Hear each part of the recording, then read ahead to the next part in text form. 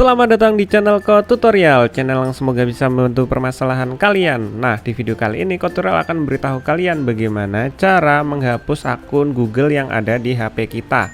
Nah, misalnya kalian mempunyai banyak akun Google di HP kalian dan kalian ingin hapus salah satunya.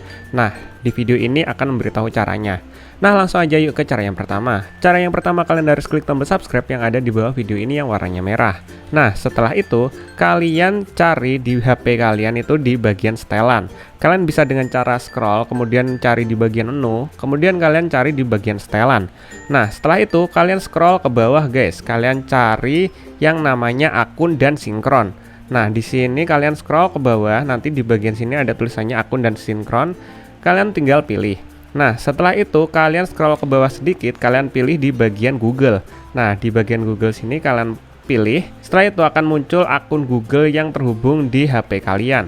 Nah, di sini di HP Code Tutorial itu ada dua akun Google yang terhubung di HP Code Tutorial, yaitu yang Ayu dan yang Langkah. Nah, ini. Nah, di sini Code Tutorial akan menghapus salah satunya, yaitu menghapus yang bawah ini, guys. Nah, cara hapusnya kalian tinggal pilih. Kalian pilih akun yang ingin kalian hapus. Nah, setelah itu akan muncul seperti ini. Kalian tinggal pilih yang bagian lainnya yang ada di bawah sini. Nah, setelah itu kalian pilih hapus akun. Nah, setelah itu kalian pilih hapus akun yang ini, guys.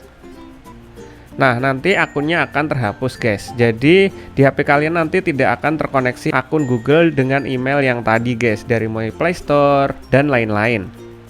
Bang, berarti akunnya itu terhapus dan nggak bisa digunakan dong emailnya? Bisa, selama akun email itu kalian tahu kata sandinya. Jadi kalau kalian ingin nambahkan akun tadi, masukkan ke sini lagi juga bisa kok.